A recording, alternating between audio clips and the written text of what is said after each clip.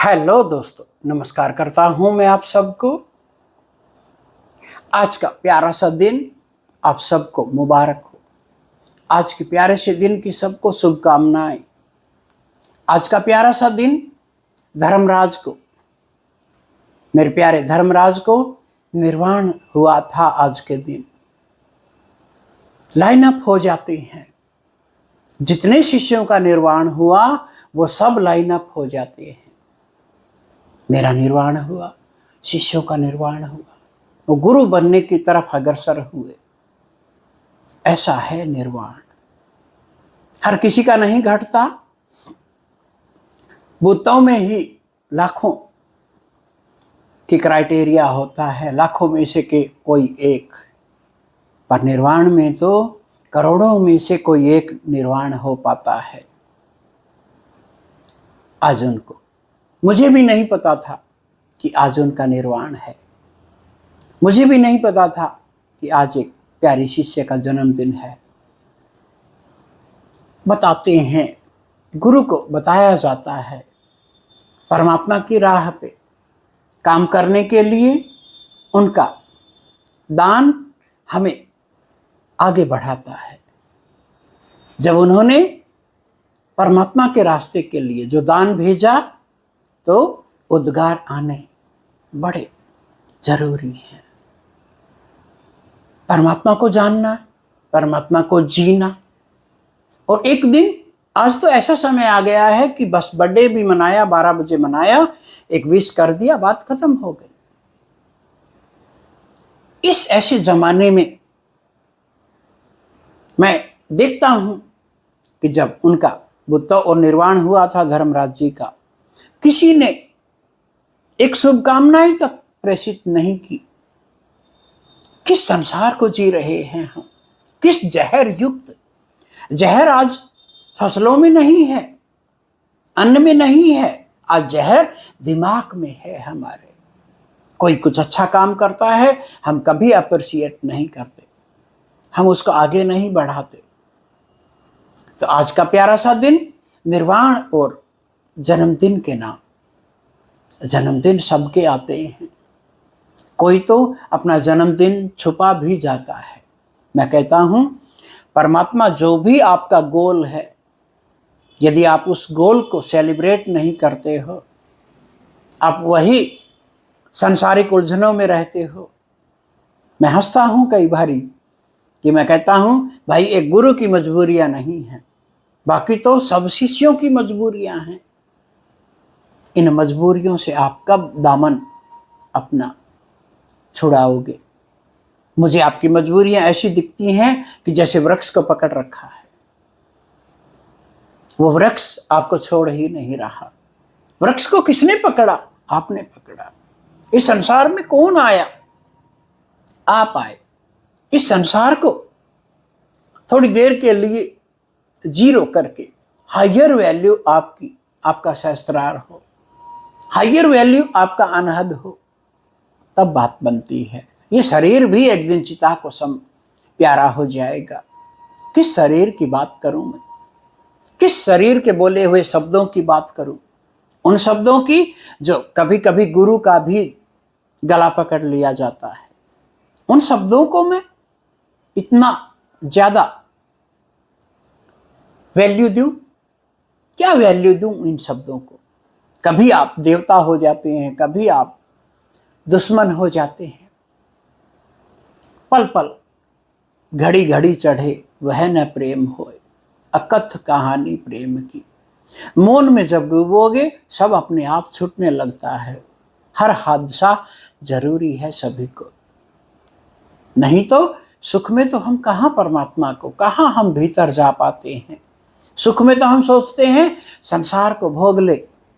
Bruce almighty film में यही तो दिखाया गया है कि खुद के काम होने लगे, परमात्मा ने उसको इतनी शक्तियां दे दी, खुद के काम होने लगे तो संसार को भूल गया।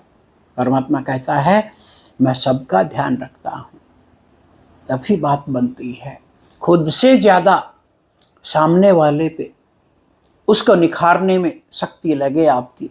अभी तो आपकी शिकायतें, आपका सब कुछ, क्या कर पाओगे आप?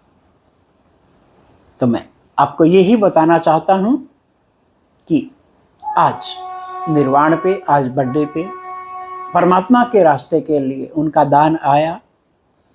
मैं धन्यभागी हूं कि इससे परमात्मा को आगे, परमात्मा को बांटने में हमें सहूलियत होगी। तो दान, 10वां हिस्सा, ये बहुत जरूरी है। याद रखिएगा, कोई आपकी नहीं सुनना चाहता। अच्छा, एक कमाल की बात बताता हूं। बहुत से लोग कहते हैं, स्वामी जी आप ये 10वां हिस्सा क्यों लेते हो? मैं तुम्हारी बकवास सुनने के लिए। आपकी बकवास को कोई भी नहीं सुनता है। जब जब आप बकवासें करते हैं, जब जब आप संसार की बातें करते हैं, वो सिर्फ और सिर्फ एक बकवास ही तो है। जैसे होम्योपैथिक डॉक्टर आपकी सारी सुनता है, सुन सुन के आपको हल्का कर देता है, आपको बीमारी से दूर ले आता है। उसी प्रकार बकवास सुनने के लिए, आपको आगे सूत्र देने के लिए, आपको परमात्मा से मिलाने के लिए, यदि यही 10वां हिस्सा नहीं होगा तो मैं कैसे काम चलाऊंगा? कैसे काम चलेगा? परमात्मा कर रहा है सब कुछ, पर हम हर जगह संसार में, हर जगह सिस्टमैटिक ढंग से हम काम करते हैं।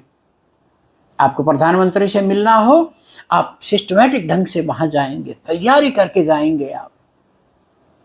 पर यदि गुरु के पास आते हैं तो कहते हैं, गुरु को पैसे की जरूरत क्या है? गुरु के पास आएंगे, गुरु जी एसी नहीं चलाया आपने अभी तक, गुरु जी हमें बहुत ज्यादा गर्मी लग रही है, गुरु जी आपने ये नहीं किया, गुरु जी हमें पानी नहीं मिला, गुरु जी हमें यहाँ पे आके ये नहीं मिला, ये नहीं हुआ, ये नहीं। कितनी शिकायतों से भरे हो आप, कैसे परमात्मा को जानोगे? कहाँ है शुक्राना, कहाँ है अहोभाव? जब तक वो नहीं होगा बात बनेगी नहीं। कितने ही बात करते रहो। अभी तो हमें गुरु तक की बातें गलत लगती हैं, फिर गुरु किस चीज का हूं तुम्हारी नजर में? कोई भी ऐसे नहीं करता। अपना 10वां हिस्सा जरूर निकाला करें। अपना 10वां हिस्सा ही हमें आगे बढ़ाता है। मेरे को खास फर्क नहीं पड़ेगा आप कहाँ, तो परमात्मा की तरफ नंबर 1 हायर वैल्यू पे आप आगे बढ़ रहे थे गुरु की नज़र में। और यदि आप उसमें भी आनाकानी करते हैं, 10वें हिस्से में भी आनाकानी करते हैं, फिर आपको नीचे के नंबरों पे धकेल दिया जाता है। फिर गुरु आप पे मेहनत क्यों करेगा? तो याद रखिएगा, आपका दान हृदय से हो, आपका दान दिमाग से ना हो। आज तक जहां भी यदि आप हारे हैं, दिमाग के कारण हारे हैं। आप प्रेम में हारे हैं, प्रेम में आपने दिमाग लगाना शुरू कर दिया, तब हारे हो आप। संसार में, प्रेम में हारोगे, यही होगा। यही चालें आप यदि गुरु के पास लगाओगे, इन्हीं चालों पे यदि आप गुरु को भी हाँकोगे, तो बात नहीं बनेगी। एक बार धोखा हर किसी के लिए, जाने अनजाने में मैं माफ कर देता हूँ। दूसरे धोखे के लिए यहाँ कोई जगह नहीं है। तुम तो संसार की तरह ही, तुम्हारे प्रेम, असफल प्रेम के लिए उसी लाठी से तुम गुरु को हाँकने आए हो। गलत है, कि ऐसा नहीं होता। तो गुरु तुम्हें पता भी नहीं लगता कब 2 नंबर पे डाल देता है। गुरु के पास तो जैसे कक्षा में पहली पंक्ति में पहला विद्यार्थी गौर से सुनता है सब कुछ, धीरे धीरे पीछे की तरफ जो पंक्ति जाती है वो धीरे धीरे उदासीन होते हैं। कभी आपने सुना है कि कक्षा में जो लास्ट में बैठता है वो फर्स्ट नंबर पे आया हो? नहीं, उसका डर उसका लास्ट नंबर पे ले जाता है। हम तो हर चीज से डरते हैं। गुरु तुम्हें अभय होना सिखाता है, गुरु तुम्हें परमात्मा से मिलाने के लिए जाता है। पर यदि आप खुद ही गुलाम बने बैठे हैं, फिर मैं कुछ भी नहीं कर पाऊंगा। फिर मैं कहां से कुछ कर पाऊंगा? आप यदि धारणाओं में अटके हो, फिर मैं क्या कर पाऊंगा? मेरे चमत्कार आपके कैसे काम आएंगे? साधारण प्रेम में भी 2 दिल मिलते हैं। गुरु के साथ तो पता नहीं क्या क्या करना होता है। गुरु के साथ तो संसार को एक तरफ कर दिया जाता है, संसार 2 नंबर पे चला जाता है, गुरु के साथ 1 नंबर पे आया जाता है। हायर वैल्यू क्या है? हमारी हायर वैल्यू यदि परमात्मा है सिर्फ, तो फिर हम संसार की शिकायतों में नहीं पड़ेंगे, हम परमात्मा की तरफ बढ़ेंगे और बढ़ना भी चाहिए हमें। तो ये आज समझ में आता है आपको मैं 10वें हिस्से पे क्यों जोर देता हूँ। निठल्ला साधक मुझे नहीं चाहिए, संसार में कुछ काम करे तभी बात बनती है। निठल्ले साधक को तो घर परिवार भी नहीं मानेगा, संसार तो दूर की बात है। तो तुम्हें उस 90वें हिस्से तक 10% मैं जो अपना लेता हूँ, जो 90% हिस्सा है उससे मैं आपको राजा बनाना सिखाता हूँ। यहाँ संसार को यात्रा कराने की बात नहीं हो रही, यहाँ तो स्वयं की यात्रा के द्वार खुलते हैं। सब संतों की मैं बात नहीं करूंगा, सब बाबाओं की बात नहीं करूंगा, मैं मेरी बात करूंगा। मैं मेरे आनंद को ताक पे रख के मैं कैसे किसी को आनंद बांट सकता हूँ, मैं मेरे आनंद में डूबता हूँ, कैसे कैसे मैं उस आनंद तक पहुंचा, वही तो मैं सबको बताना चाहता हूँ। तो छोटी छोटी खुशियों को सेलिब्रेट करिए, परमात्मा के रास्ते में सेलिब्रेट करिए। हम तो छुपा जाते हैं हर चीज को। तो किस नियमों की बात कर रहे हैं, किस ऑथेंटिक होने की बात कर रहे हैं, कहाँ हैं हम? क्यों हमारी संसार बात नहीं मानता? बिटानिया खाओ खुद जान जाओ, तुम्हें खुद को जानवाना होगा। समझ स्वयं की है। कोई आपके पास आ रहा है उसकी इज्जत करिए, कोई आपके पास नहीं आ रहा उसको धन्यवाद दीजिए। क्या हम राह में रोड़े अटका रहे हैं? सभी गेहूं की रोटी खाते हैं, सभी में अपना दिमाग है। मैं हर बार हर किसी साधक को कहता हूं, समझ में नहीं आता आइए मुझसे पूछिए हर चीज को। मैं वो हूं अंधेरे की बात नहीं करता, मैं दिया जला देता हूं, अंधेरा स्वतः भाग जाता है। कब तक हम क्या समझा रहे हैं किसी को, खुद ही नहीं समझे और दूसरों को समझाने चले हैं। ऐसा क्या पा लिया हम लोगों ने? पाने का भी अहंकार है क्या? नहीं, ऐसे ही किसी पे काम नहीं होता। 14 जमात आपने पढ़ी अदद सी एक नौकरी पाने के लिए। गुरु के पास तो आप परमात्मा को भेजने चले हो। आपके भीतर आपका मन है, आपका शरीर है, आपका दिमाग है, तीनों को मिला के एक होता है। इसको मन बोलो, शरीर बोलो, दिमाग बोलो, कोई फर्क नहीं पड़ता। तो ये 4 कैटेगरी एजेंट कि एक मन, एक आपका आत्मा, एक आपका भीतर बैठा परमात्मा, तीनों मिलके भी आप परमात्मा को नहीं जान सकते, क्योंकि गुरु नामक कैटेलिक एजेंट आपके साथ नहीं है। सहजों ने कहा है, मीरा ने कहा है, गुरु संग हरि को ना निहारो। क्यों?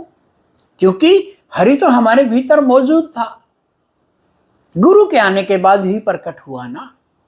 तो कौन बड़ा, गुरु बड़ा या परमात्मा बड़ा? क्या हम बड़े? कौन बड़ा हुआ? समझना होगा इस बात को। समझ इस समझ को बढ़ाएगी।